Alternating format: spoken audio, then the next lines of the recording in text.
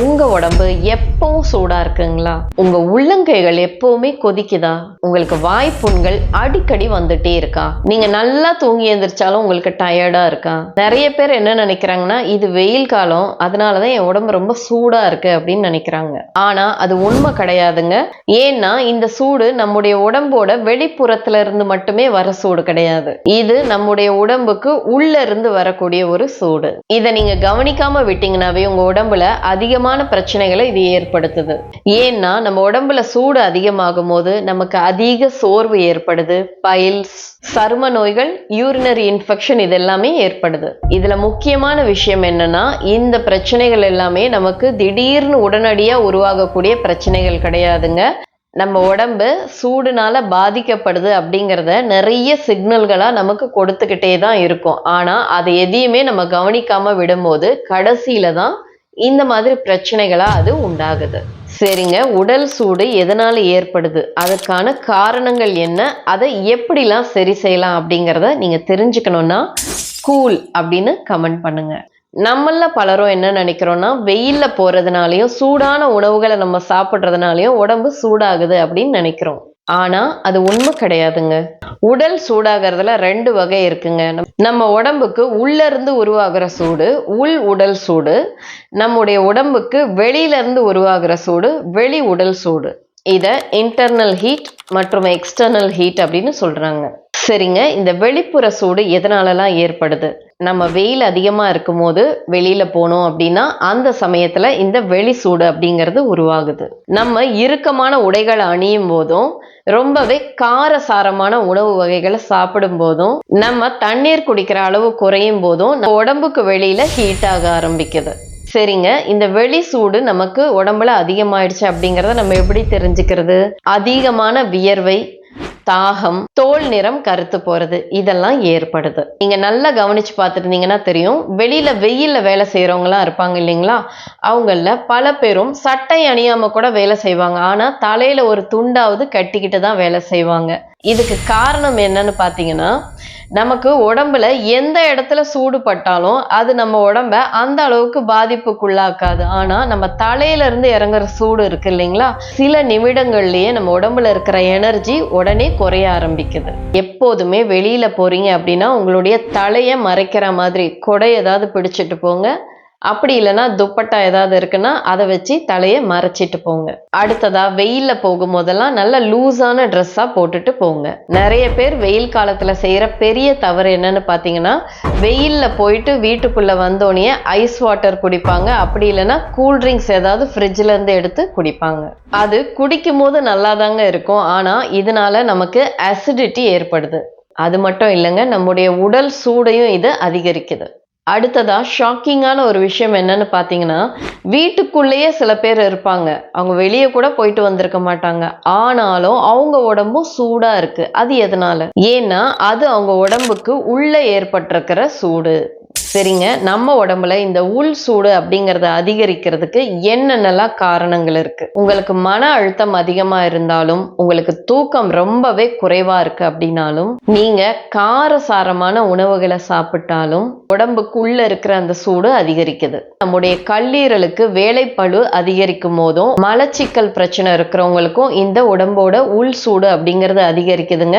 பொதுவாகவே பித்த உடம்பு இருக்கிறவங்களுக்கும் உடம்போட உள் சூடு அப்படிங்கிறது அதிகமா தான் இருக்கும். சரிங்க, நம்ம உடம்புல சூடு அதிகமாயிடுச்சு அப்படிங்கறத உடம்பு எந்தெந்த விதத்துலலாம் நமக்கு அறிகுறியா காட்டுது? நாக்கு ரொம்ப வறண்டு போறது, பாதங்கள்ல அதிகமா எரிச்சல் உண்டாகிறது, உதட்டோட ஓரங்கள்ல புண்கள் ஏற்படுறது, கண்கள் ரொம்ப வறண்டு எரிச்சல் அதிகமா இருக்கிறது, நம்ம சாப்பிட்டு முடிச்சோடனே கேஸ்ட்ரைட்டிஸ் ப்ராப்ளம் உருவாகிறது, வயிறு உப்புசம் ஏற்படுறது. அது மட்டும் இல்லைங்க, சிறுநீர் அடிக்கடி கழிக்கிறது. சிறுநீர் அடிக்கடி கழிக்கணும்னு தோணுனா கூட அது அவங்களுக்கு முழுமையாகவும் வெளியேறாது. சில பேருக்கு பாத்தீங்கன்னா எந்த வேலையுமே செய்யலைன்னா கூட அவங்களுக்கு வேர்த்து கொட்டிக்கிட்டே இருக்கும். ஸ்கின்ல பாத்தீங்கன்னா சில பேருக்கு பிம்பிள்ஸ் ரொம்ப அதிகமா வரும், சிலருக்கு முகம் ரொம்பவே செவந்து போயிருக்கும். முடி நல்லா வளர்ந்துட்டு இருக்கிறவங்களுக்கும் சில சமயத்துல திடீர்னு முடி ரொம்பவே அதிகமா கொட்ட ஆரம்பிக்கும். இளநரை பிரச்சனையும் உடம்பு சூடு அதிகரிக்கும் போது உண்டாகுது. இது மட்டும் இல்லைங்க, சுபாவத்திலயும் நமக்கு நிறைய மாற்றங்கள் ஏற்படுது. அதிக கோவம், அடிக்கடி மூடு மாறிக்கிட்டே இருக்கிறது, இந்த மாதிரி பிரச்சனைகள் கூட நம்ம உடம்பு அதிகமா சூடாகும் போது ஏற்படுது. சரிங்க, இப்ப நான் சொன்ன அறிகுறிகளாவது நம்ம உடம்பு சூடானதுனால நமக்கு ஏற்பட்டிருக்கு அப்படிங்கறதாவது நமக்கு புரியும்.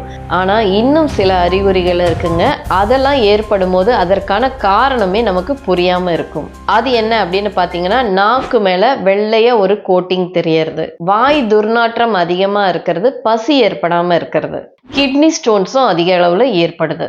சரிங்க, நம்ம உடம்பு சூடானா என்னென்ன பிரச்சனைகள்லாம் ஏற்படும் அப்படிங்கறத நம்ம பார்த்துட்டோம். இப்போ உடல் சூடு நம்ம உடம்புல குறையணும் அப்படின்னா அதுக்கு என்னென்ன செய்யணும் அப்படிங்கறத நம்ம பார்க்கலாம். முதலாவதா இளநீர் குடிங்க. இளநீர் குடிக்கும் போது கல்லீரல்ல இருக்கிற சூடு குறையுது. இளநீர் குடிக்கிறதுனால சிறுநீர் கழிக்கும் போது உடல் சூடு அது வழியா வெளியேறுது. இளநீர் குடிக்கிறதுனால அதிக சக்தி கிடைக்குது. எப்ப நீங்க இளநீர் குடிச்சாலும் மற்ற உணவுகளோட சாப்பிட்றதை தவிர்த்துட்டு வெறும் வயிற்றுல குடிங்க. அடுத்ததா வெட்டி வேர் தண்ணீர் குடிக்கிறது. இந்த வெட்டி வேரை இரவு நேரத்துல தண்ணீர்ல ஊற வச்சிடுங்க. காலை வேளையில அந்த ஊற வச்ச வெட்டி வேர் தண்ணீர் இருக்கு இல்லைங்களா, அதை குடிச்சிட்டே வந்தீங்கன்னா உடல் சூடு நல்லாவே குறையும். இந்த வெட்டி வேர் சேர்க்கப்பட்ட தண்ணீரை நம்ம குடிக்கும் போது மூளை சூடு அப்படிங்கிறது குறையுது. அது மட்டும் இல்லைங்க, ரத்தத்துல இருக்கிற சூட்டையும் இது குறைக்குது, கண்களும் குளிர்ச்சி ஆகுது. ஒரு டப்புல தண்ணீர் எடுத்துக்கோங்க, அதுல கொஞ்சமா கல் உப்பும் இந்த மஞ்சள் தூளையும் கலந்துட்டு அதுல உங்களுடைய 2 பாதங்களையும் முக்கி வச்சிடுங்க. ஒரு 15 நிமிஷம் அப்படியே இருந்தீங்கன்னா உங்க உடம்புல இருக்கிற சூடு எல்லாமே உங்களுடைய பாதங்கள் வழியா வெளியேறும். அது மட்டும் இல்லைங்க, உங்களுடைய உடம்பு வலியும் குறையும், நீங்க நல்லா தூங்குவீங்க, உங்க மைண்டும் நல்லா ரிலாக்ஸ்டா இருக்கும். அடுத்ததா பாத்தீங்கன்னா மோர் குடிக்கலாம். மோர் கூட கொஞ்சம் ஜீரகமும் கருவேப்பிலையும் சேர்த்து அரைச்சு அதை நீங்க குடிச்சிட்டே வந்தீங்கன்னா உங்களுடைய குடல் நல்லா குளிர்ச்சி ஆகுது. அடுத்த முறை என்ன அப்படின்னு பாத்தீங்கன்னா, இதுக்கு நீங்க ஒரு குழிக்கரண்டி அளவு சுத்தமான நல்லெண்ணெய் எடுத்துக்கோங்க. ஒரு 4-5 பூண்டை நல்லா தோலோட தட்டி வச்சுக்கோங்க. ஒரு 5 மிளகு மட்டும் எடுத்து வச்சுக்கோங்க. மிளகை இடிக்க கூடாது. எண்ணெயை நல்லா சூடு பண்ணிக்கோங்க. அதுல தட்டி வச்ச இந்த பூண்டையும் முழுசா இருக்கிற அந்த மிளகையும் சேர்த்துக்கோங்க. ரெண்டுமே நல்லா பொரியணும். ஆனா கலர் மாறக்கூடாதுங்க, வெள்ளையாவே தான் இருக்கணும் பூண்டு. ஆனா தோல் மட்டும் நல்லா சுருங்கி இருக்கணும். இதை அப்படியே ஒரு பாட்டில்ல ஊத்தி வச்சுக்கோங்க. இதுல இருக்கிற மிளகையும் அந்த பூண்டையும் கண்டிப்பா எடுக்கக்கூடாது, இதை அப்படியே வச்சுக்கணும். உங்க உடம்பு எப்பெல்லாம் உங்களுக்கு சூடாகுதோ அந்த சமயத்துல சில துளிகள் மட்டும் எடுத்து உங்களுடைய காலோட கட்டை விரல் இருக்கு இல்லைங்களா, அதோட ஓரங்கள்ல நீங்க விட்டுட்டே வந்தீங்கன்னா சில நிமிடங்கள்லயே உங்களுக்கு சூடு நல்லா குறையிறது உங்களுக்கு ஒரு மேஜிக் மாதிரி நடக்கும். தண்ணீர் நிறைய குடிங்க. நீர் சத்து அதிகமா இருக்கிற வெள்ளரி, பூசணி, வாழைத்தண்டு இதெல்லாம் உணவுல அதிகமா சேர்த்துக்கோங்க. ரொம்ப முக்கியமா உங்களுக்கு எப்ப பசி எடுக்குதோ அப்ப மட்டும் சாப்பிடுங்க, பசி இல்லாம சாப்பிடாதீங்க. இதெல்லாம் நீங்க சரியா ஃபாலோ பண்ணிட்டு வந்தாவே உங்களுடைய உடல் சூடு அற்புதமா குறைய ஆரம்பிக்கும். இந்த காணொளி உங்களுக்கு உபயோகமா இருந்துச்சுன்னா இதை நீங்க லைக் பண்ணுங்க. உங்களுக்கு இது உபயோகமா இருந்த மாதிரி உங்களுடைய நண்பர்களுக்கோ உறவினர்களுக்கோ அன்பானவர்களுக்கோ தேவைப்படணும் அப்படின்னு நினைச்சீங்கன்னா அவங்களுக்கும் கண்டிப்பா இதை ஷேர் பண்ணுங்க. இது போன்ற ஆரோக்கியம் குறித்த தகவல்கள் நமக்கு தொடர்ந்து கிடைச்சிட்டே இருக்கணும் அப்படின்னா நம்ம சேனலை சப்ஸ்கிரைப் பண்ணிக்கோங்க. நீங்க எப்போதுமே ஆரோக்கியத்தோடும் தன்னம்பிக்கையோடும் வலிகள் எதுவுமே இல்லாமையும் இருக்கணும். நன்றி.